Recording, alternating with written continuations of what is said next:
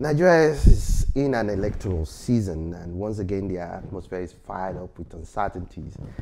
And as these elections draw near, there are a lot of questions that are begging for answers, and many issues requiring urgent considerations.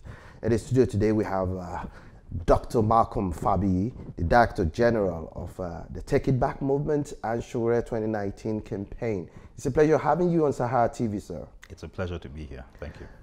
For you, what are some of the major salient issues that should form the basis for determining 2019 elections, especially for Nigerian voters? I think the key thing that we're looking at now and that has to be in place is to ensure the security and sanctity of the votes in 2019. The process is already in place. The political season is now open. Candidates are out there campaigning. Our presidential candidate right now is in the beginnings of a tour that is going to take him around the country. He's the only candidate out of everybody running in this race that has already gone around every single geopolitical zone in the country, has already been to over 36 states, has done events in over 100 places, introduced the nation and the concept of town hall sessions, where you have a direct engagement with the citizenry and you propose and put your ideas to them and you give them an opportunity to challenge those. Those are novel things that we're doing in this election. But in your, again, going back to your question, what are some of the most salient things? One, it is the sanctity of the vote on February 16th, 2019, when the presidential elections are going to hold. Ensuring that processes are put in place not to allow this government use the type of tactics that were used in Osun and in Ekiti. Those should not be allowed. Ensuring that every vote counts. Ensuring that the security apparatus of the nation is not used to further one person's ambitions or to further the interest of a particular party.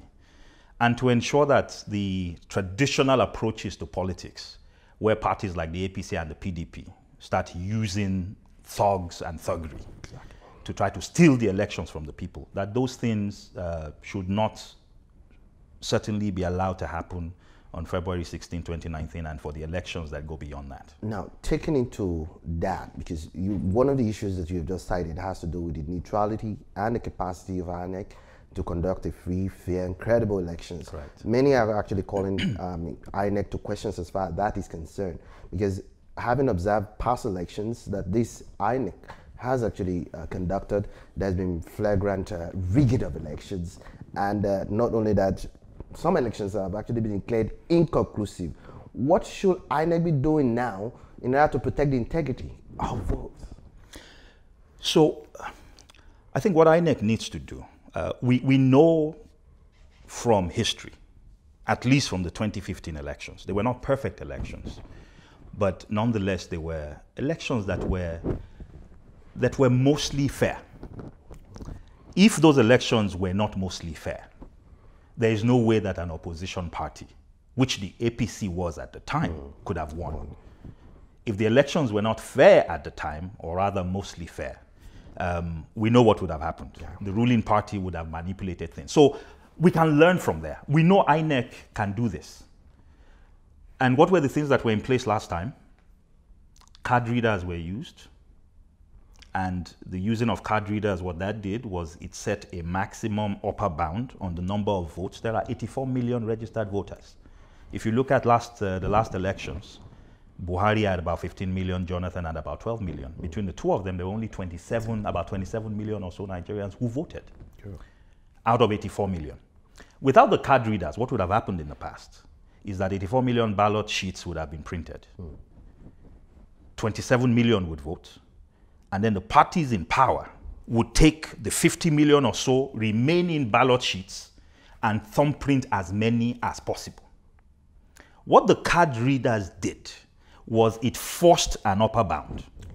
Because during that verification process at the beginning of the electoral period, the first half of the elections in 2015 was verification, where it was determined at each polling unit how many people can actually vote here. That's what the card reader is for. And the second part of it is that at every polling unit, before the votes get collected and then moved over to a collation center, votes and the votes are announced. The votes are counted.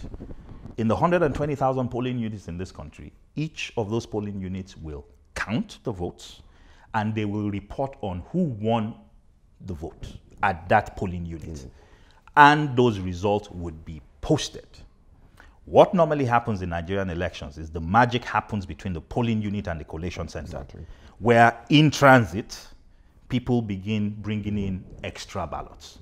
So, if two things are done, one, ensure the sanctity of the number of voters by making sure that all of the processes, card readers and things like that, are utilized. There should be no excuses. There should be no stories about why the things that worked in 2015 should suddenly not be utilized now. Secondly, if votes are counted, then all Nigerian voters should be allowed to do what was done in 2015, which is take pictures of those results, send them to places, and we're going to be part of a group that is going to ensure that from across the 120,000 polling units, that results are going to be coming in. We're going to ask our people to go in with their cameras, to go in with their smartphones, to take pictures, and we will collate from every single polling unit what those results are, so that we have an independent way of verifying what actually happened.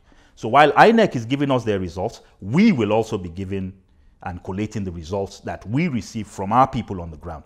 That was part of what happened in 2015. Part of the reason why INEC could not rig anything in 2015 was that the results were already known. Outlets like Sahara were actually independently reporting on the outcomes of those results. Those types of things. So citizens must also take charge. Okay. We're not only leaving this to INEC. Citizens must also be a part of the process. Good. Now, that is a syndrome now, the vote buying syndrome, yes, which was predominant in the last elections conducted in Ekiti as well as Osun State, and which has called to question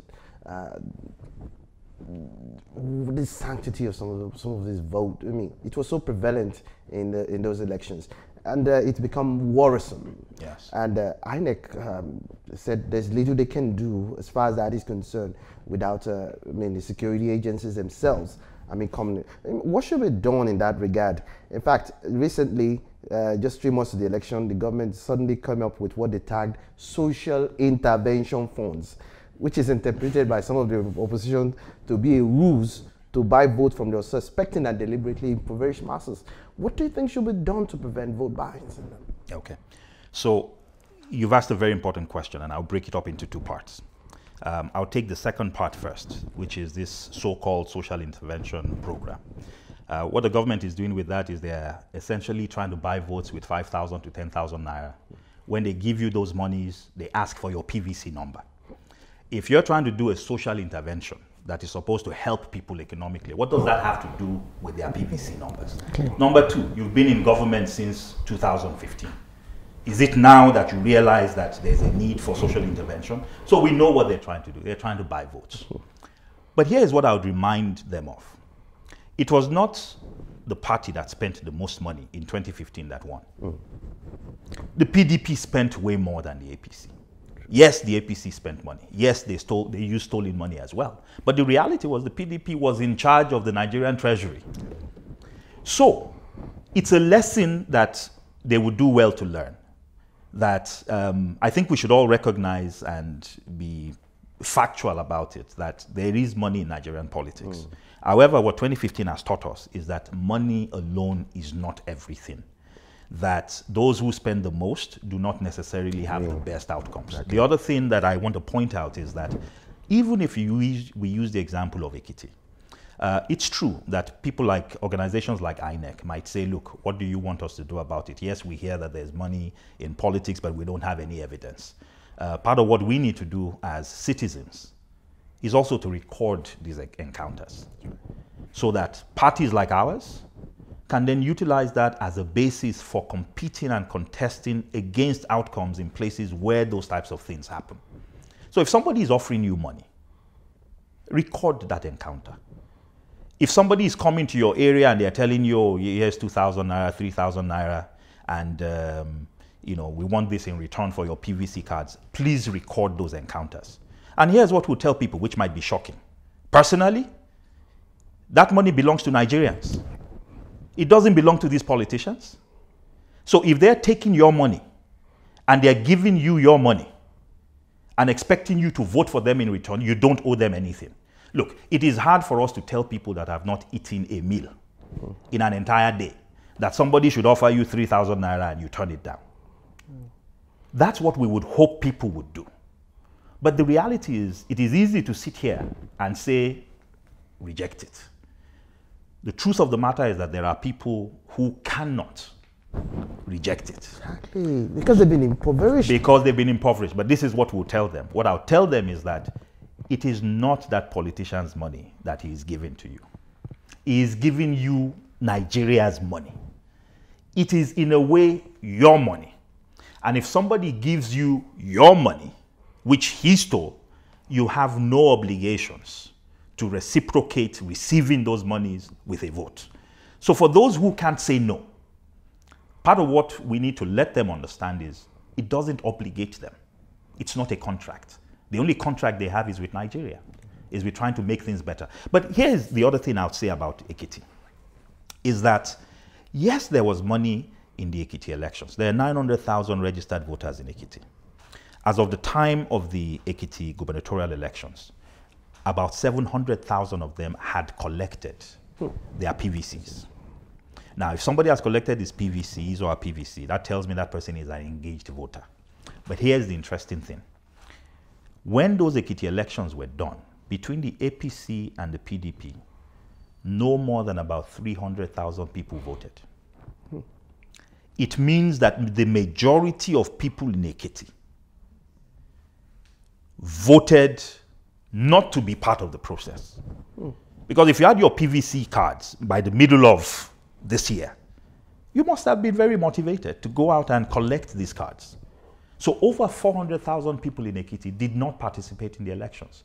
And there's nobody that lives in Ekiti that would say they didn't know there was an election taking place. It was in the papers every day. So the bottom line is, yes, there's money in politics. The party that spends the most money is not necessarily going to win. Nigerians must understand, those who can't say no, that it is their money and they are not obligated. Even if they do collect the 2,000 naira or the 3,000 naira, they should not sell their future for that amount. They can still choose who their conscience asks them to vote for. How about the security agencies themselves now? I mean, this vote buying thing had been done in connivance with the security agencies. They themselves were understanding that the police were there when these things were happening, and they never did anything. Doesn't that call question the integrity of the security forces themselves? The answer is it does. It does call their integrity into question. But the reality is that we don't expect any miracles to happen between now and the elections. I think if one wants to plan and strategize, you have to assume the worst case scenarios. So we would hope that the security agencies, the INEC itself, and all the other agencies that will be involved in these elections would be as committed to moving Nigeria forward as all the rest of us are. The reality is that might not be the case. So our plans and programs are to put things in place that presume that the worst will happen. Now let's look at, while commenting on the Ekiti issue earlier on, you mentioned the fact that a lot of people, a lot of voters were actually committed to not supporting the process. In fact, they never voted, so to say. I mean, that's his voters' apathy, which is one of the issues that should be, I mean, we should be concerned about. I mean, apparently, many are concerned basically because they feel that their votes will never count at the end of the day. What should be done to prevent this? I mean, to get voters engaged, to realize the fact that, I mean, they need to be a part of the process. Okay. So I will separate. So for me, voter apathy means complete disengagement from the system. The example I gave you in Ekiti was that there were 900,000 registered voters, and 700,000 had collected their PVCs. Yeah. Somebody who had collected a PVC as of June is not apathetic. Apathy is complete disengagement from the process. They were not disengaged. But they never voted. But they didn't vote. So here's the thing. I will vote if I believe I have real credible options. Could it be that the 400,000 people who didn't go out were voting with their refusal to go out?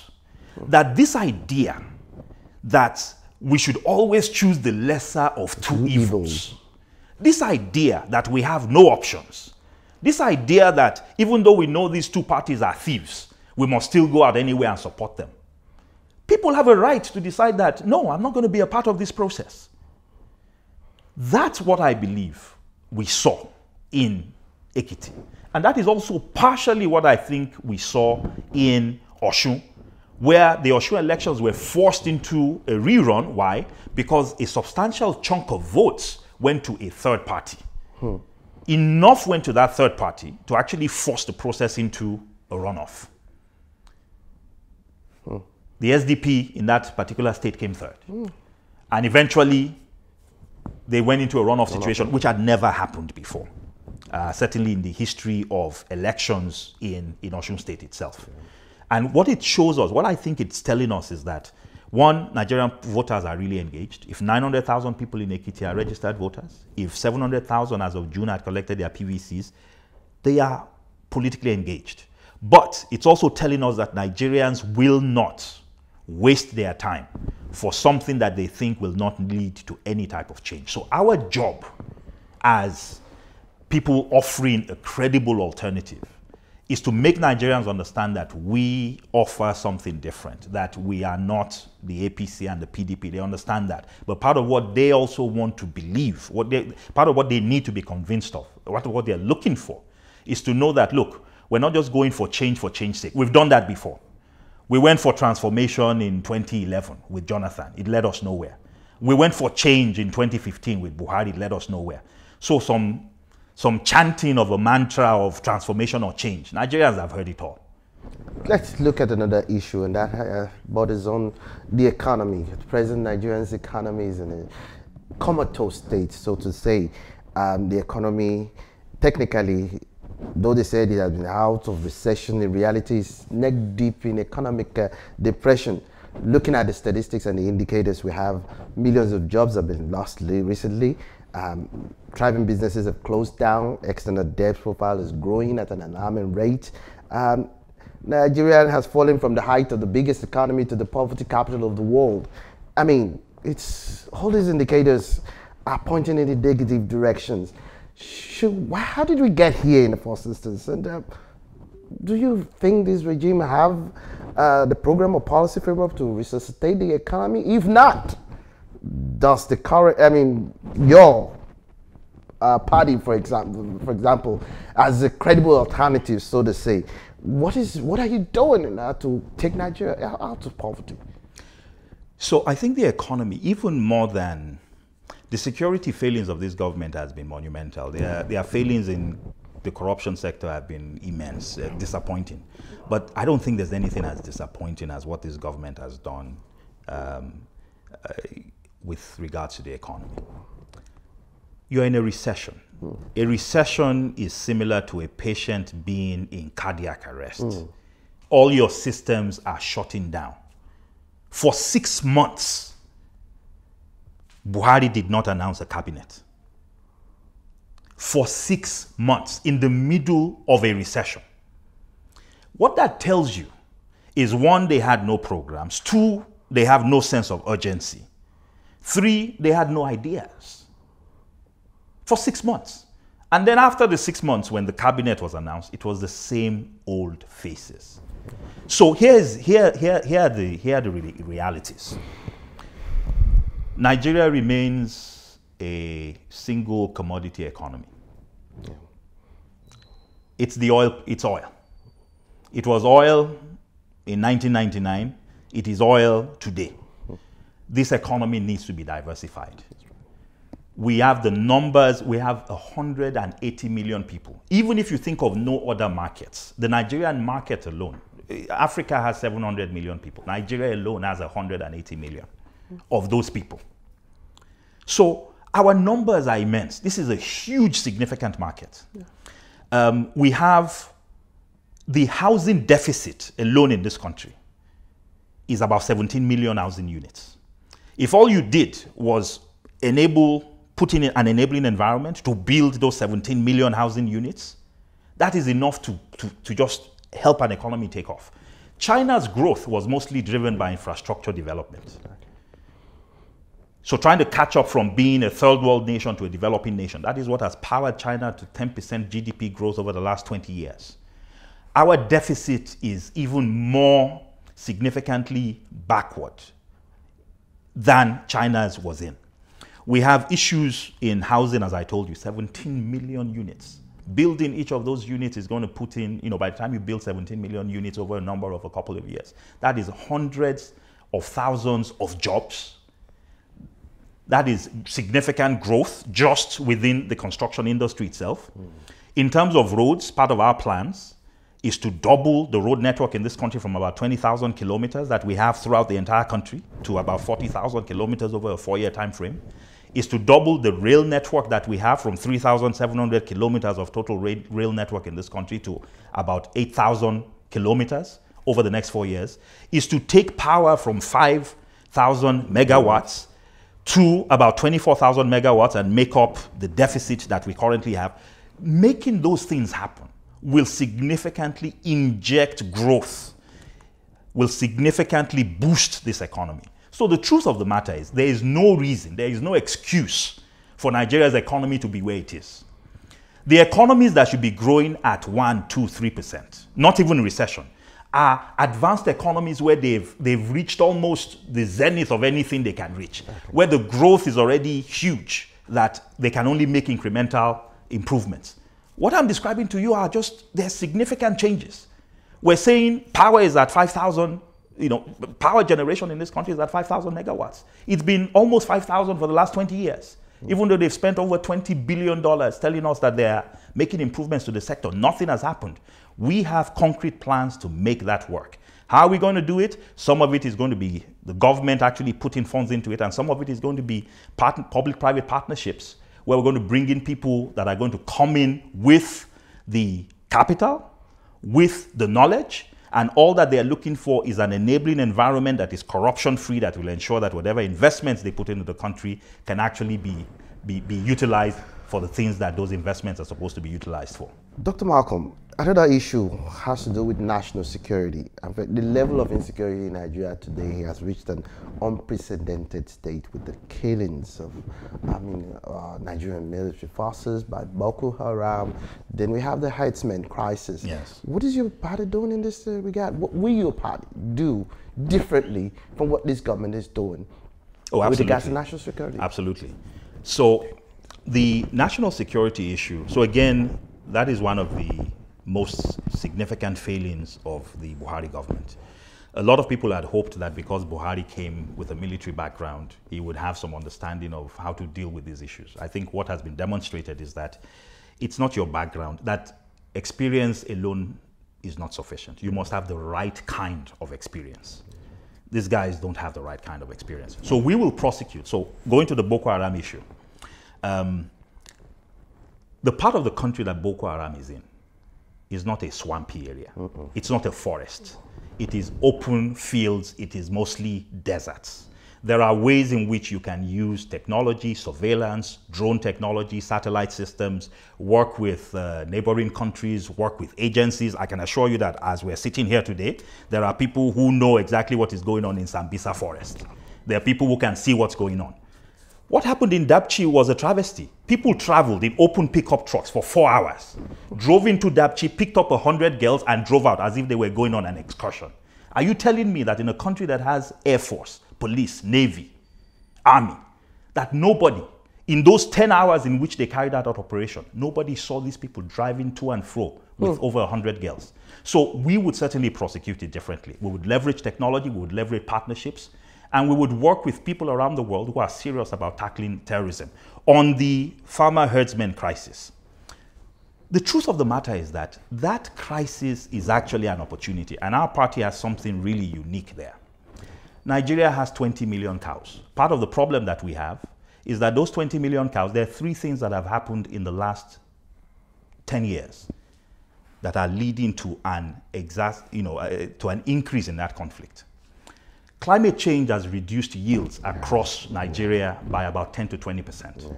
What that means is that 20 million cows walking around the country looking for grass and water are going to see 20% less grass and water than they used to 10 years ago because of climate change, number one. Number two is that traditionally, most of the cows in Nigeria graze for extended periods of time in the northeastern parts of the country. The northeastern part of the country is where Boko Haram is. So what has happened is that 25% of the country, the Mambila Plateau area, the Adamawa area, the Taraba area, the Bauchi area, the Sambisa Forest area that are grazing lands, 20 million cows now avoid 25% of the country, because if you take your cows in there, Boko Haram is going to basically take everything from you.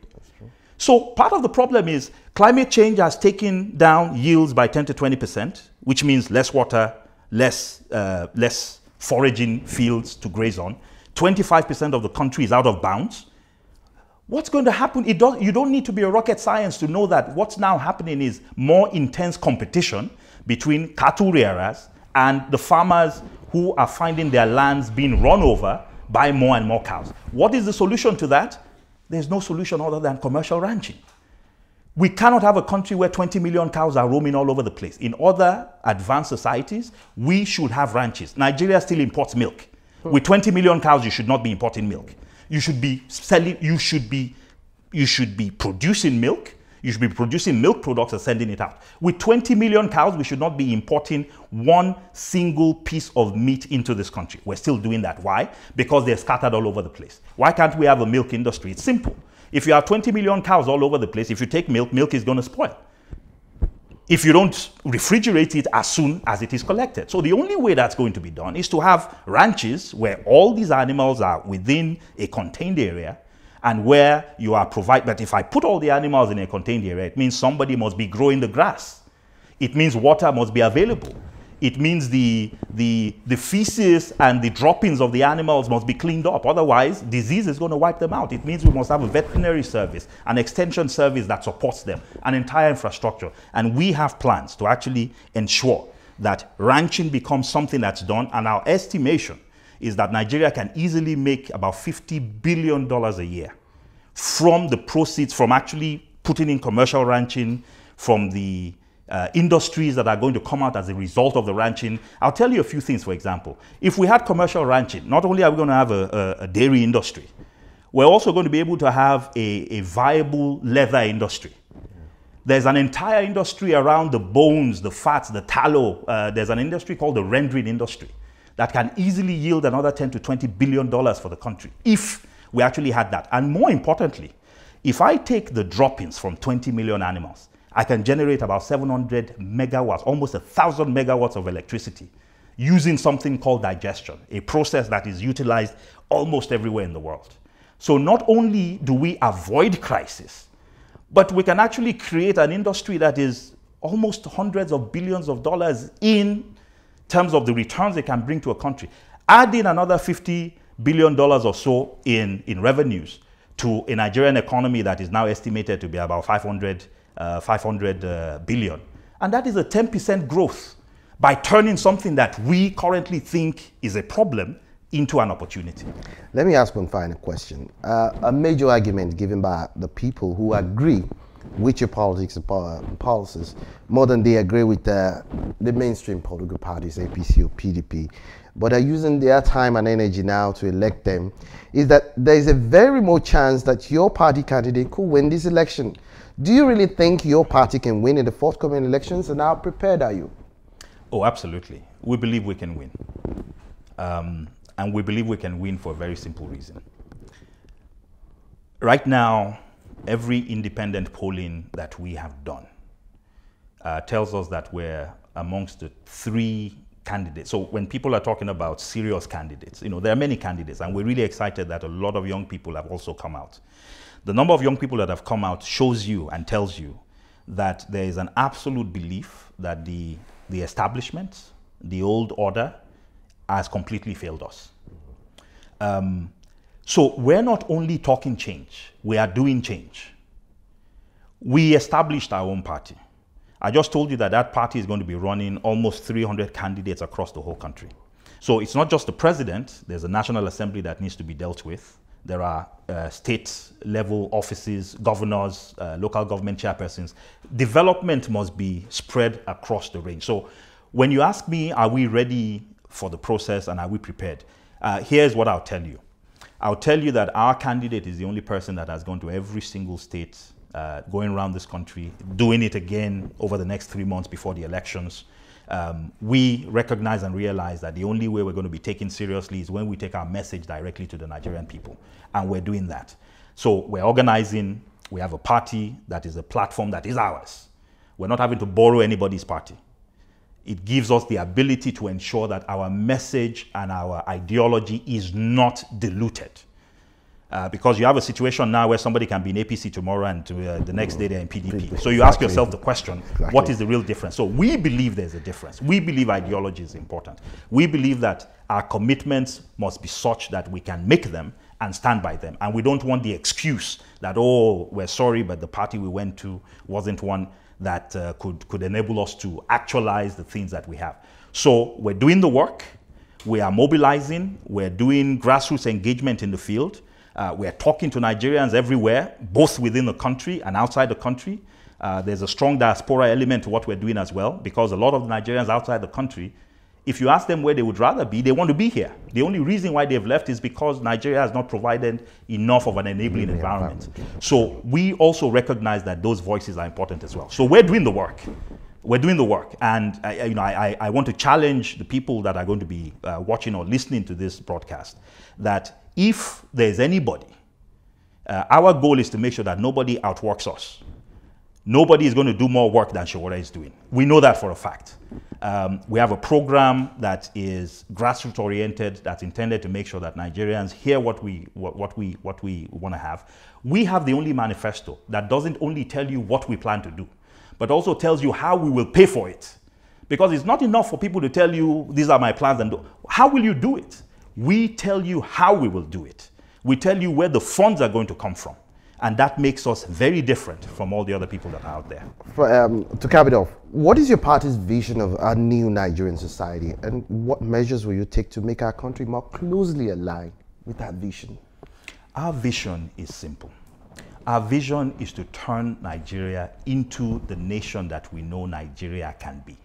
A country where the name that you bear, the part of the country you come from, the religion that you subscribe to or don't subscribe to, the family name that is at the end of whatever titles you have, that those things don't determine your outcomes. We want a country that works for its people. We have the most creative, the most intelligent people. Nigerians are thriving. In spite of all the challenges we have, people are still making it. Other countries that are going through the issues we have, they need aid from outside to make them work. In Nigeria, in spite of it all, any success you see Nigerians have, it is despite government and in spite of government and not because of government. What we want to do is to have government become a partner to the Nigerian people. We want a Nigeria where it doesn't matter who you are, you can wake up, have dreams, and have those dreams realized and actualized. That's the nation that we want to build. A nation where if what you're looking for is economic fulfillment, you will get it. If what you're looking for is career fulfillment, you'll get it. We want people to be able to travel to any part of this country and not be afraid that they would sleep and wake up and they are surrounded by people wanting to kill them because of their ethnicity or because of their religion. We want a nation that works for everybody. We want a Nigeria that fulfills the dreams of the founding fathers of this nation. That's what we're looking for. Dr. Malcolm Fabiyi, thank you very much for your insightful analysis and perspective.